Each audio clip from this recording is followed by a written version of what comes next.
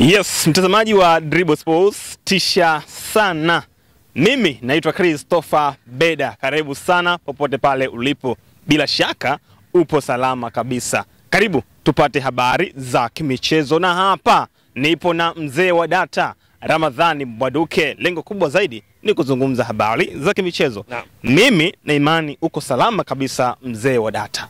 Na uko tayari kunipa zile small details zilizojiri maeneo mbalimbali. Lakini mimi langu ni moja tu mzee wa data. Yes. Tarehe 8 kwa mujibu wa ratiba bodi ya ligi Tanzania, NBC Premier League, JKT Tanzania wanawaalika Simba katika uwanja wao wa nyumbani. Tunafahamu ligi yetu ni ngumu, kila mechi, kila timu ikicheza ni finali kabisa. Je, kwako wewe small details kuelekea mchezo huo, Ahmad Ally lakini pia huko Pira Tattoo analipi la kuwapanga wachezaji wake kwa upande zote mbili?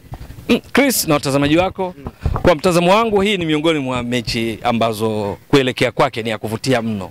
Ina vitu vingi hivyo unavyosema, small details. Vitu vidogo vya kuifanya mechi iwe na mvuto haswa.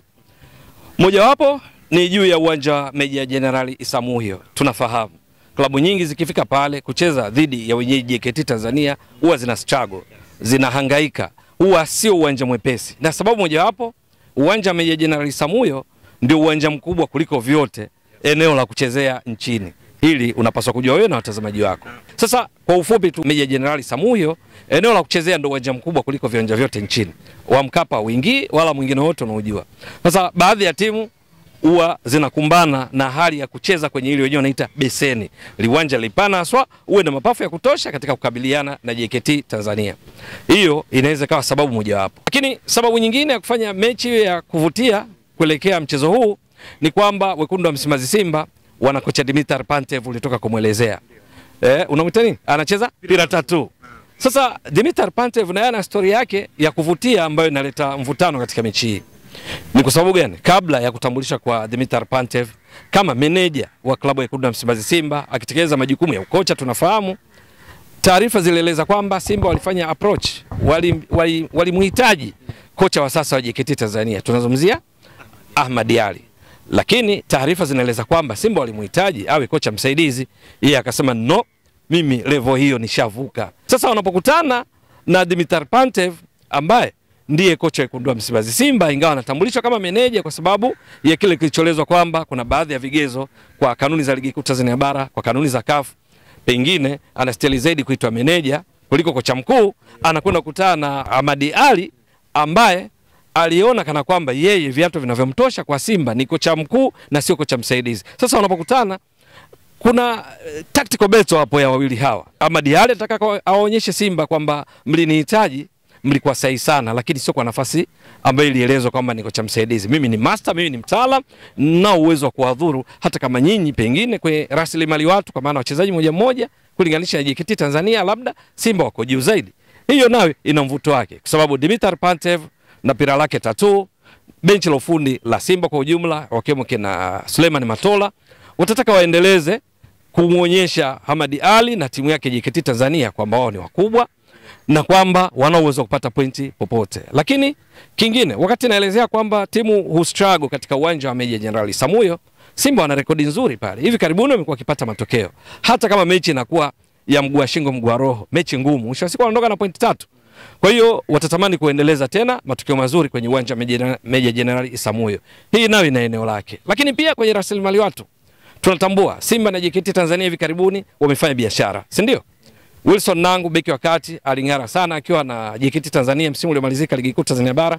Yupo Simba na tayari ameanza kufanya vizuri, ameanza kujikita kwenye nyoyo za mashabiki, wapenzi, wanachama, viongozi wa wekundu wa Msimbazi Simba kwa sababu katika dakika alizopata nafasi ya kucheza amekuwa akicheza vyema.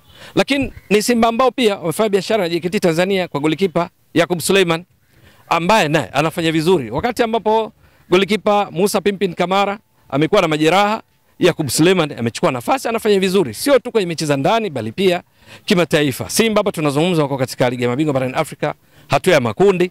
Kwenye kundi D aliyeshiriki katika kulinda lango lao akafika hapo ni Yakub Suleiman, kama unakumbuka vizuri. Mechi dhidi ya Nsingizini Hotspur ambayo ilisha kwa suluhu, waliocheza ni pamoja na yeye Yakub Suleiman akianza golini. Lakini alishacheza pia mechi nyingine. Sasa huyu katoka JKT Tanzania juzi tu kwa waajiri wake hawa wa msimu uliomalizika 2024-25. Wilson Nangu, Yakub Suleiman wanapocheza na mwajiri wao wa zamani. Kwa vyovyote kuna kitu kinacholeta hamasa na hamu, shauku ya mchezo. Lakini kwa JKT Tanzania pia tunafahamu kuna Saleh Karabaka. Saleh Karabaka ni kijana wa Simba, tunafahamu vizuri. Yupo na amekuwa kwenye kiwango bora. Mechi iliyopita dhidi ya Mbeya City ambayo walitoa sare ya 2-2, waliofunga ni pamoja na Saleh Karabaka. Anachangamsha mno safu ya ushambuliaji ya JKT Tanzania. Kasi, uwezo wake kupiga chenga, mashuti, kujua wapi pa kusimama, ameongeza kitu kwa kocha Hamadi Ali. Saleh Karabaka akipata nafasi ya kucheza, maana yake anacheza dhidi ya mwajiri wake wa zamani kwa msimu huu. Maana yeye inafahamika ni kijana wa Simba, amekuwa akitolewa kwa mkopo, sasa aonyeshe huo ubora wake.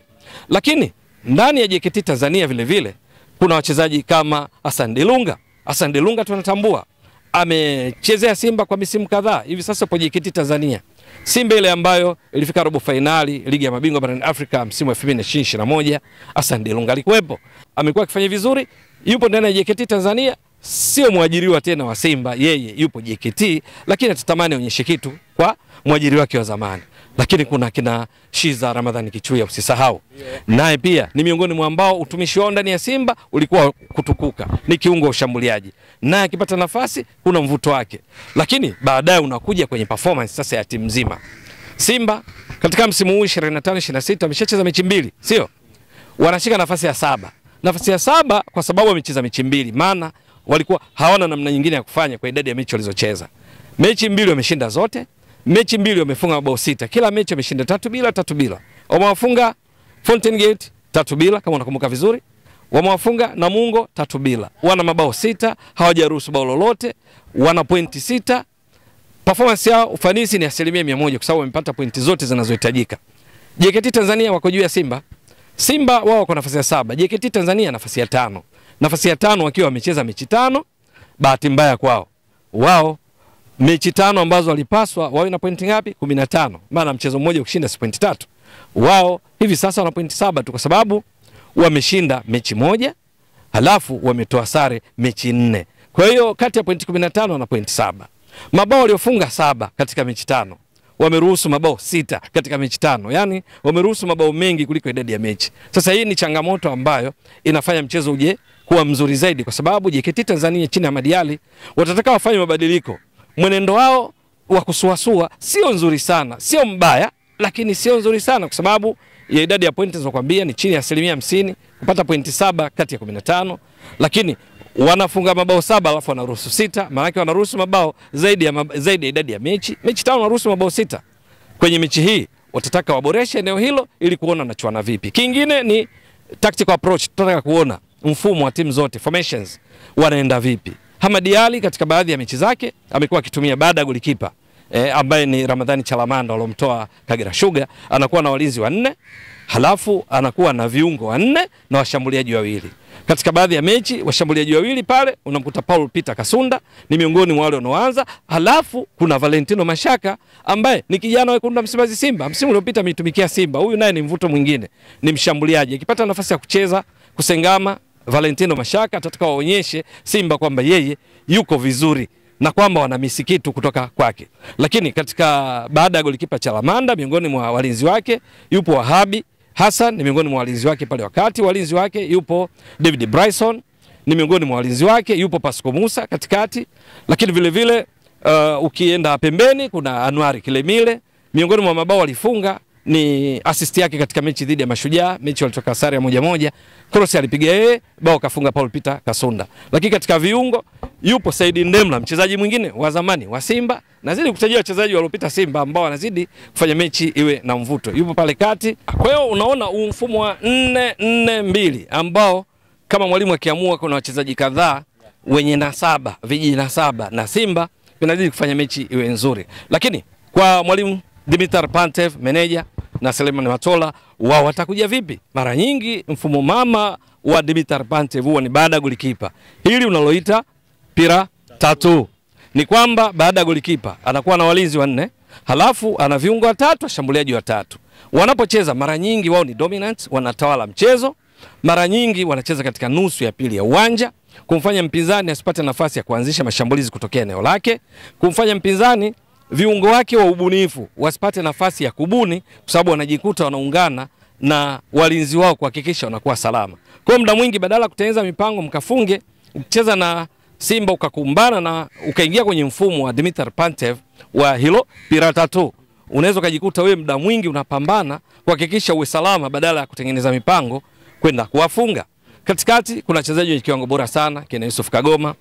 Viungo ushambuliaji kuna kina Kibu Dennis Prosper, ni juu yake mwalimu kina Dimitar Pantev na Matola watumie yupi, lakini kuna Elie Mpanzu Kibisawala, wana Neo Maema, wana Morris Abraham, amekuwa kwenye kiwango bora sana tangu hatua akitoka barani Ulaya. Kama unajua vizuri anatoka katika klabu ya Subotica kule Serbia, yupo kwenye kiwango bora. Lakini wana Jonathan Soa ambaye mechi ya kwanza dhidi ya Fountain Gate ni miongoni mwa waliofunga. Kwenye eneo lao la ushambuliaji mbali na Jonathan Soa, wanaye pia Steven Dese Mukwala, wanaye pia Selemani Mwalimu. Mwalimu naye ameshafunga katika mechi iliyopita waliowafunga Namungo, naye amefunga. Kwenye walinzi wao wakati ni miongoni mwa silaha zao katika kufunga. Rushan De Reuck amekuwa kingara sana kwa jukumu lake la kuzuia, ana anticipations nzuri za kukadiria mpira upo wapi afanye nini, kuingia uvunguni kucheza mpira bila kusababisha madhara, lakini pia kupiga pasi ndefu zile za kutoka eneo moja hadi nyingine zinazofika. Yaani Simba wana uwezo wa kupiga pasi zikavuka mistari ya ulinzi ya timu pinzani mpaka kufikia mshambuliaji wao wakati kule juu, au anayetokea pembeni labda Kibu au Elie Mpanzu au Jashau akiwa pembeni, vyovyote vile kupitia kwa walinzi wao akiwemo Rushan De Reuck. Lakini hawa walinzi wa Simba wameonyesha msimu ni miongoni mwa silaha zao katika kufunga. Rushan De Reuck mechi 2 na mabao 2. Alifunga mechi dhidi ya Fountain Gate, kafunga mechi dhidi ya Namungo. Pengine atataka aendeleze uhondo huu wa kucheka na nyavu kwenye mipira ya kutenga, hasa Rushan De Reuck katika mechi dhidi ya JKT Tanzania. Shamu Karabu amefunga katika mechi dhidi ya Namungo.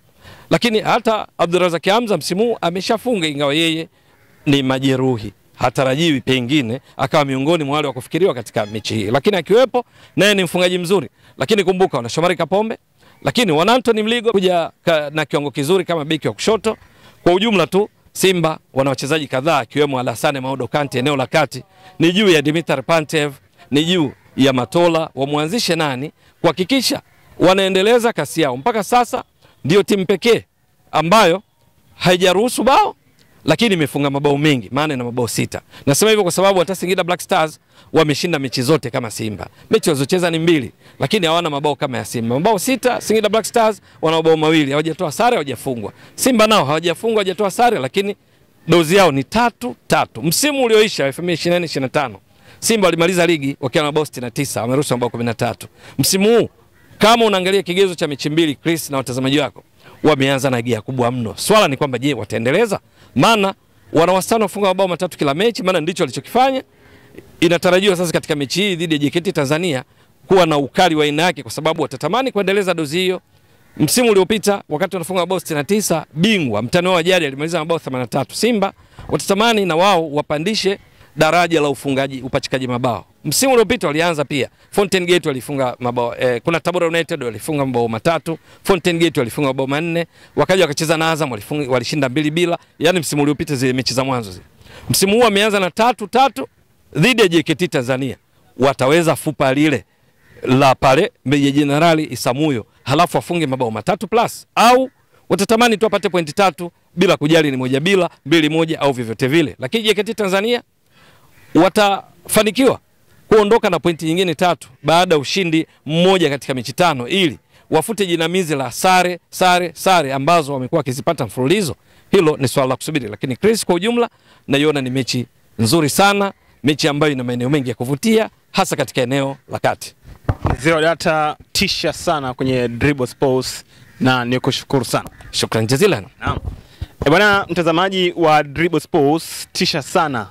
Nikushukuru sana kwa ambayo umeendelea kuwa na sisi kupata habari za kimichezo na burudani. Nikualike tena viwanjani siku nyingine tena. Kwa wakati huu mimi sina la ziada. Jina langu ni Christopher Beda. Uwe na wakati mwema. Bye bye.